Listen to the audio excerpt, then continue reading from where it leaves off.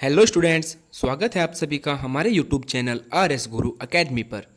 Students, इस video में हम बीएड प्रवेश परीक्षा के प्रश्न पत्र का दूसरा पार्ट करेंगे, पार्ट ब, जिसका खंड है हिंदी। हिंदी भाषा। इस खंड में प्रश्न कुछ इस प्रकार से आते हैं, जैसे निम्न गद्यांशों पर आधारित प्रश्न दिए गए हैं, प्रत्येक गद्यांश को ध्यान से पढ़िए और प्रत्येक प्रश्न के उत्तर के दिए गए विकल्प में से उचित विकल्प चुनकर उत्तर पत्रक पर उत्तर दीजिए। स्टूडेंट्स, इसमें हमें ये पहरा पढ़ना है और नीचे दिए गए इसके हिसाब से जो नीचे क्वेश्चन दिए गए हैं उनके उत्तर इस पहरे के हिसाब से देना है, इसमें से पढ़कर। तो चलिए शुरू करते हैं।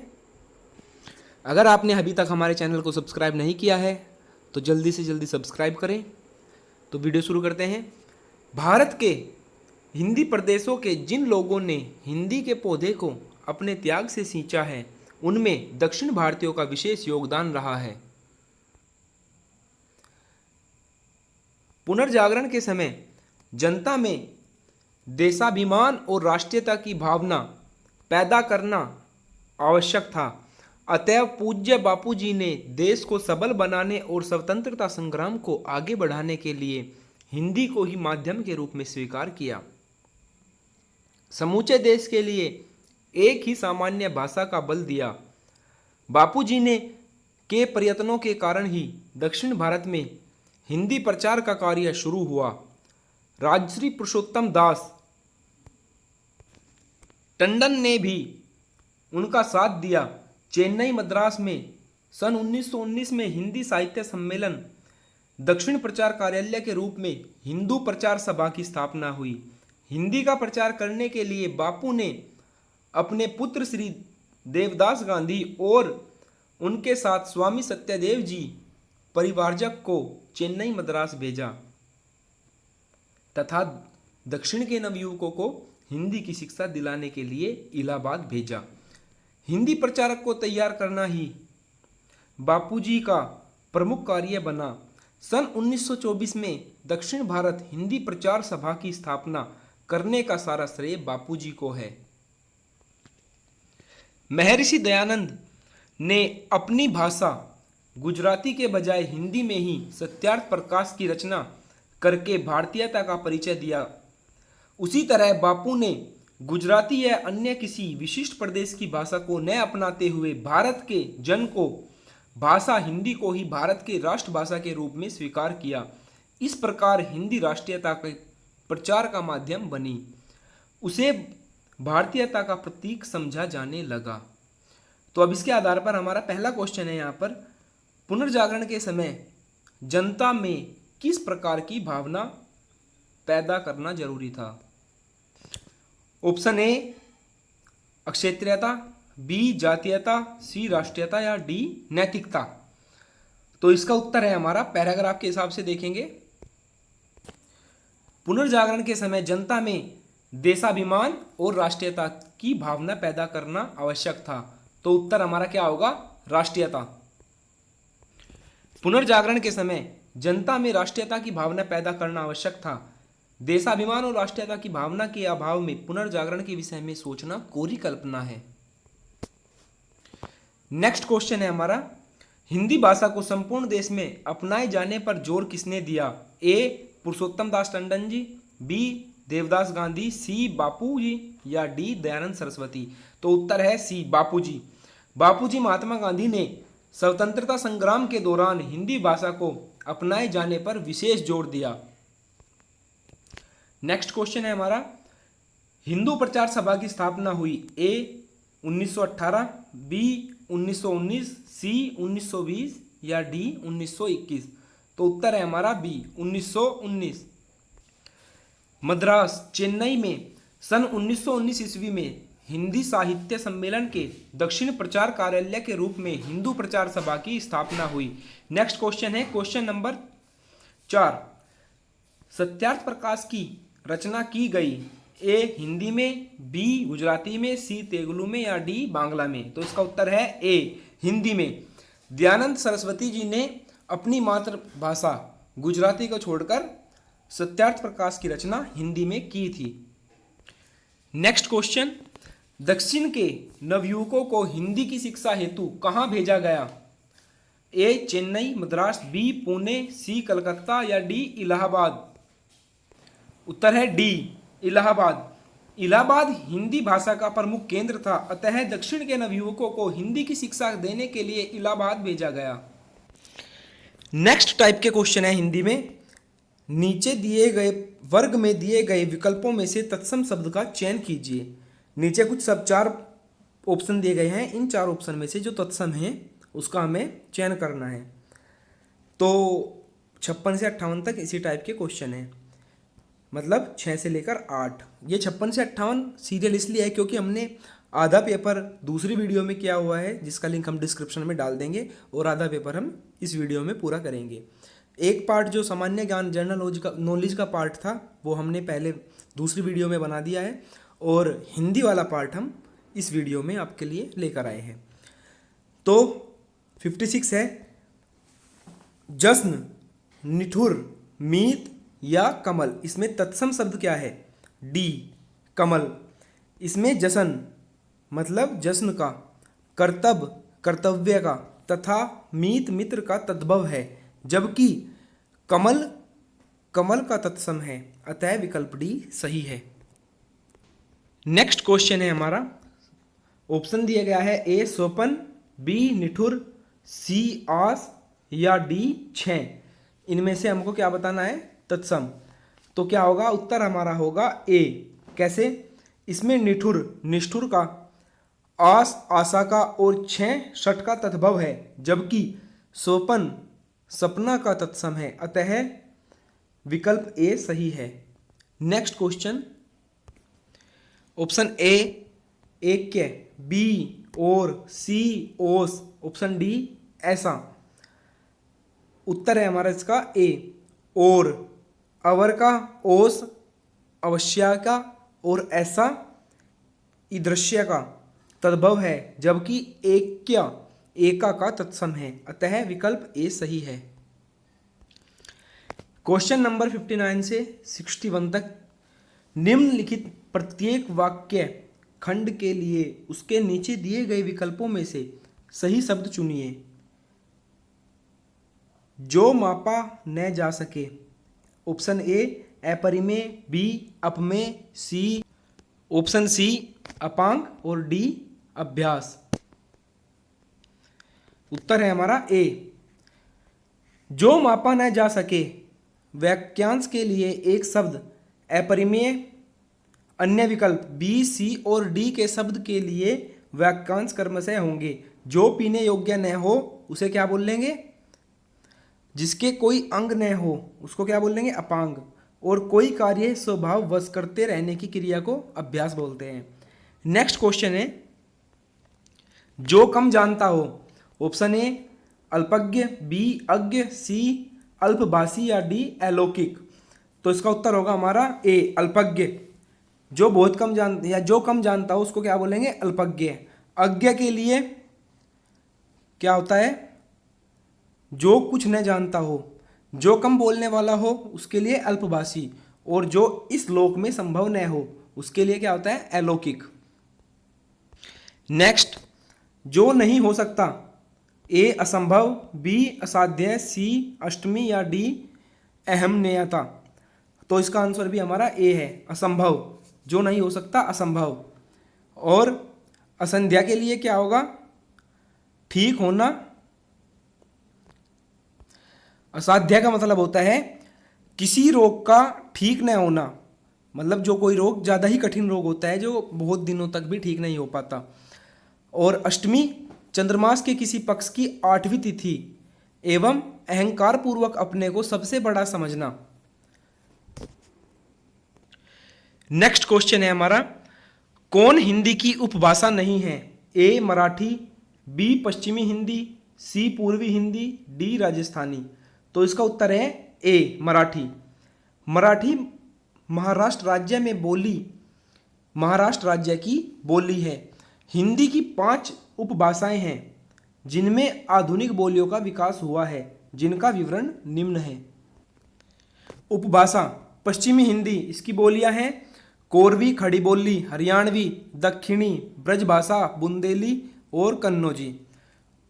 दूसरी है हमारी पूर्वी हिंदी, इसकी बोलियां हैं अवधी, बंगेली, छत्तीसगढ़ी। तीसरी है हमारी राजस्थानी हिंदी, इसकी बोलियां हैं मारवाड़ी, जयपुरी, मेवाती या मालवी।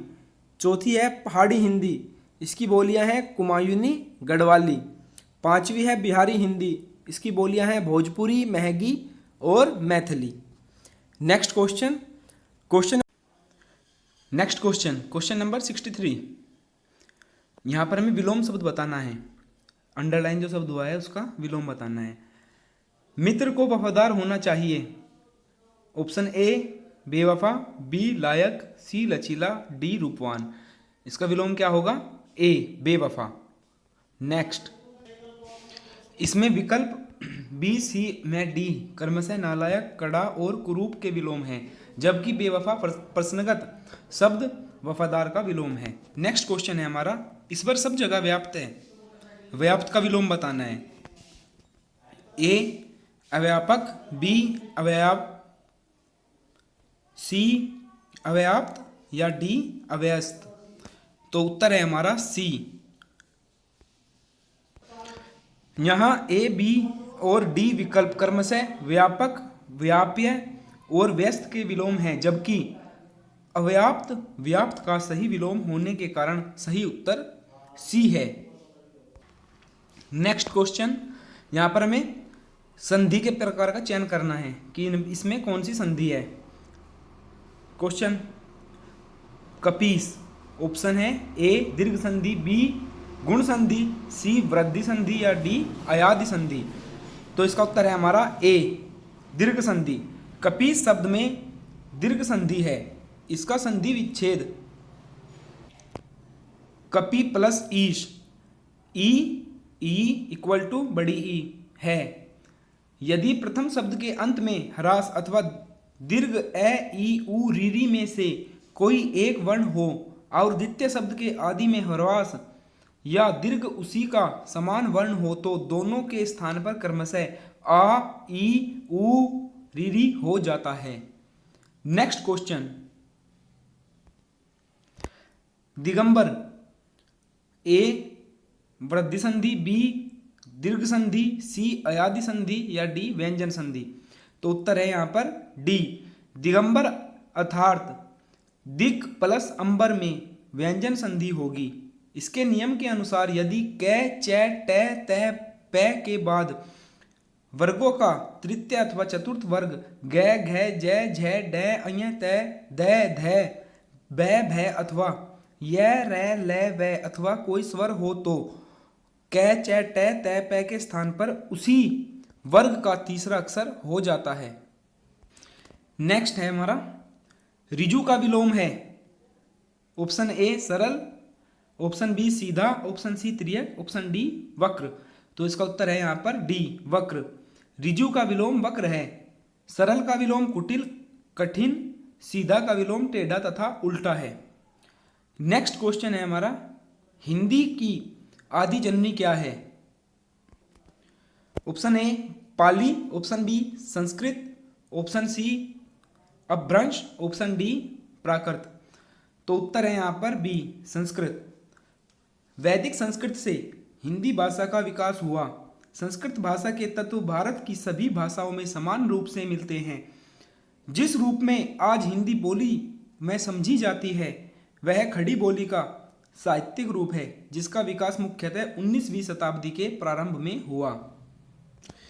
नेक्स्ट क्वेश्चन है 69 से 70, संधि विच्छेद का चयन करना है। तो 69 मनोबल दिया है, मनोबल। ऑप्शन ए मनः प्लस बल, ऑप्शन बी मनो प्लस बल, ऑप्शन सी मन प्लस बल, ऑप्शन डी मन प्लस बल। तो उत्तर है हमारा यहां पर ए मनोबल का सही संधि विग्रह मनः प्लस बल होगा।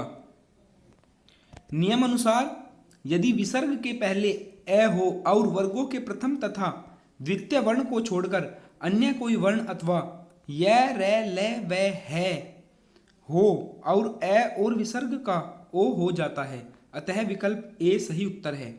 नेक्स्ट क्वेश्चन है 70। आच्छादित, ऑप्शन ए आच प्लस छादित, ऑप्शन बी आ प्लस छादित, ऑप्शन सी आच्छा प्लस दित, ऑप्शन डी सम प्लस योग। तो उत्तर है यहाँ पर बी, आ प्लस छादित इक्वल टू आच्छादित। व्यंजन संधि के नियम अनुसार यदि छ के पहले कोई स्वर हो तो छ के स्थान पर च हो जाता है। नेक्स्ट क्वेश्चन 71 और 72 में पर्यायवाची शब्द पर निशान लगाना है, चार ऑप्शन में से जो पर्यायवाची होगा दिए गए शब्द का।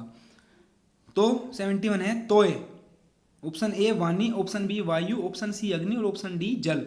इसका उत्तर है जल, क्योंकि वायु हवा, अग्नि आग और वाणी वचन या बोलने का पर्यायवाची है, इसीलिए इसका उत्तर डी होगा। Next question Yamuna, option A रत्नाकार, ऑप्शन बी उद्दधि, ऑप्शन सी कालिंदी और ऑप्शन डी समीरा समीर। तो इसका उत्तर होगा हमारा सी। इसमें रत्नाकार और उद्दधि समुद्र के पर्यायवाची है और समीर पवन का पर्यायवाची है। यमुना को कालिंदी भी कहते हैं, अतः उत्तर सी ही सही होगा। नेक्स्ट क्वेश्चन, राजपुत्र में कौन सा समास है? ऑप्शन ए तत्पुरुष, ऑप्शन बी द्विगु, ऑप्शन सी द्वंद्व, ऑप्शन डी कर्मधारण।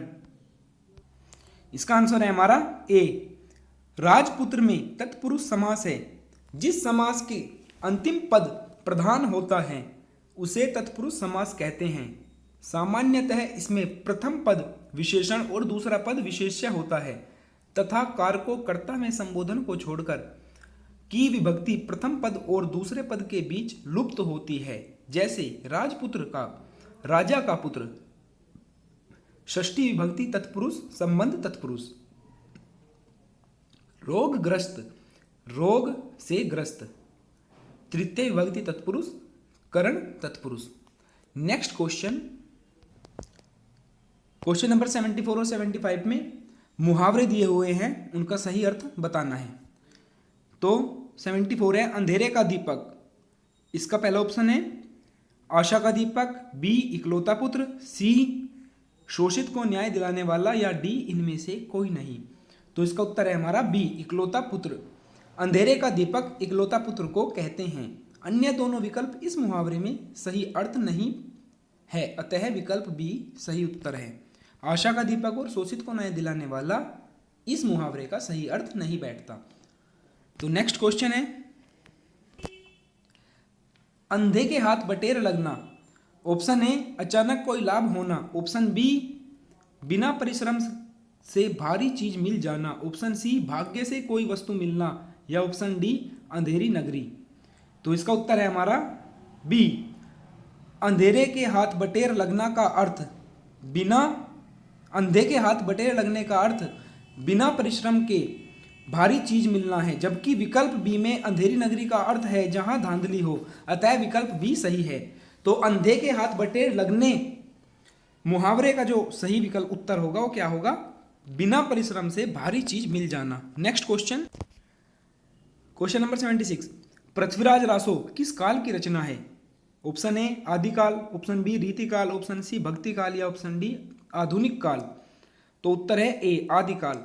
पृथ्वीराज रासो आदिकाल की रचना है। इसके रचयिता कवि चंद्र बरदाई हैं। आदिकाल की अन्य रचनाएं विशलदेव रासो, परमाल रासो, विजयपाल रासो इत्यादि हैं। नेक्स्ट दिवसावसान का समय मेघ में आसमान से उतर रही है, वह संख्या सुंदर सी परी धीरे धीरे धीरे। इन पंक्तियों में कौन सा अलंकार है? ए रूपक, बी उपमा, सी श्लेष या डी मानव्यकरण। तो उत्तर है इसका डी मानव्यकरण। जिस पंक्ति में निर्जीव वस्तु या प्रकृति का वर्णन सजीव मानव की तरह किया जाए या निर्जीव वस्तु या प्रकृति का मानवीयकरण कर दिया जाए तो वहां पर मानवीयकरण अलंकार होता है, अतः प्रश्नगत पंक्तियों में मानवीयकरण अलंकार है। नेक्स्ट क्वेश्चन, निम्नलिखित लोकोक्तियों का सही अर्थ हमें बताना है इस क्वेश्चन में। हाथ कंगन को आरसी क्या? इसका ए ऑप्शन है प्रत्यक्ष को प्रमाण की आवश्यकता नहीं, बी बिल्कुल पढ़ा लिखा न होना, सी अपने घर में सबका जोर होता है, या डी पूर्णतः बंधन रहित। इस लोकोक्ति का सही अर्थ है हमारा प्रत्यक्ष को प्रमाण की आवश्यकता नहीं होती। हाथ कंगन को आरसी क्या, पढ़े लिखे को फारसी क्या, इस लोकोक्ति का सही अर्थ होता है प्रत्यक्ष को प्रमाण की आवश्यकता नहीं होती। नेक्स्ट क्वेश्चन, पाहन शब्द का पर्यायवाची है मेहमान, ऑप्शन ए मेहमान, ऑप्शन बी पैर, ऑप्शन सी पत्थर, या ऑप्शन डी पर्वत। पाहन शब्द किसका पर्यायवाची है? पत्थर का पर्यायवाची है। दिए गए विकल्पों में से पत्थर पाहन का पर्यायवाची है, अतः अन्य पर्यायवाची शब्द पाषाण, असम, संग या परस्तर है। मनरे तन कागद का पुतला, लागे बूंद बिनसी जाए छिन में, गर्भ करे क्या इतना, इन पंक्तियों में कौन सा रस है? ए भक्ति रस, बी श्रृंगार रस, सी करुणा रस, या डी शांत रस। तो इसका उत्तर है डी शांत रस। जिन विषयों या उद्दीपनों से परमात्मा के वास्तविक रूप का ज्ञान होता है और अन्य विषयों से वैराग्य हो जाता है, उसे शांत रस कहते हैं।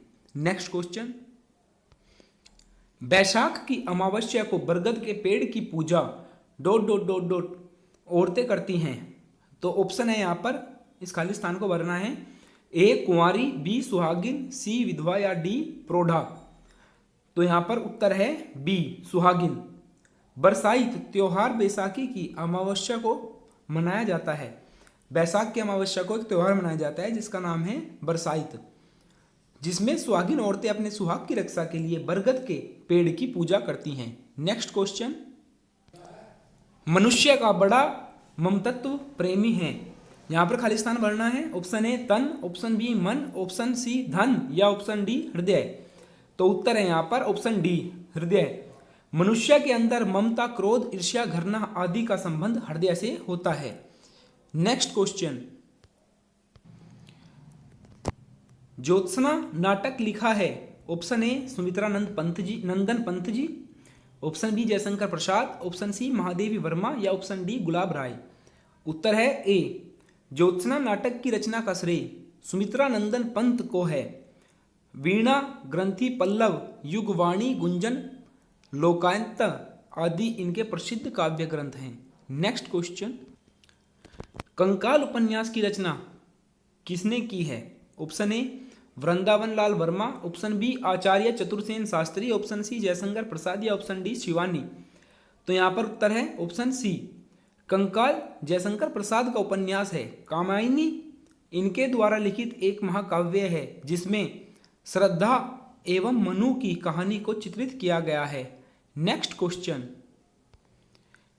विनय पत्रिका किसकी रचना है? Option A Viyogi Hari, option B Tulsidas, option C Babu Gulab Rai, या ऑप्शन डी रामवृक्ष बेनीपुरी। तो उत्तर है ऑप्शन बी तुलसीदास। विनय पत्रिका श्री तुलसीदास जी की रचना है। इनकी अन्य रचनाएं रामचरितमानस, कवितावली, दोहावली, गीतावली, राम लला, नहछू आदि है। नेक्स्ट क्वेश्चन, यहाँ पर 4 ऑप्शंस में एक पूरा वाक्य सेंटेंस दिया हुआ है, हमें इसे पढ़कर बताना है ये सही है या गलत है। ऑप्शन ए है यहाँ पर जीवन में धर्म का विशेष महत्व है। ऑप्शन बी है धर्म की रक्षा यदि असत्य से होती है। ऑप्शन सी तो असत्य सत्य से भी कई गुना बड़ा है। ऑप्शन डी है कोई त्रुटि नहीं है। अगर हमें कोई से भी ए, बी, सी या डी किसी भी विकल्प में कोई त्रुटि है तो वो ऑप्शन होगा, नहीं तो अगर कोई त्रुटि नहीं है तो ऑप्शन डी होगा। यहाँ पर किसी भी पैराग्राफ में मतलब किसी भी सेंटेंस में कोई भी त्रुटि नहीं है, तो दिए गए वाक्य में कोई त्रुटि नहीं है, अतः ऊपर उत्तर डी सही है। नेक्स्ट है विश्वनाथ अपने परिवारियों के साथ ऑप्शन बी किसी महानगर में एक छोटे तंग मकान में, ऑप्शन सी, ऑप्शन डी कोई त्रुटि नहीं। तो यहाँ पर त्रुटि किस में दिख रही है हमें? ऑप्शन ए, क्योंकि विश्वनाथ अपने परिवारियों नहीं होता, परिवार वाले या परिवार होता है, तो ऑप्शन ए यहाँ पर हमारा सही है। प्रस्तुत वाक्य के भाग ए में त्रुटि है। यहाँ परिवारों शब्द त्रुटिपूर्ण है, इसके स्थान पर परिवार के सदस्यों होना चाहिए, अतः उत्तर ए होगा। Next question, the child is the father of man किसका कथन है? Option A Shakespeare, option B John Keats, option C Wordsworth, option D Lincoln. तो उत्तर है इसका C. The child is the father of man पाश्चात्य विद्वान वर्ड्सवर्थ का प्रसिद्ध कथन है। Next question,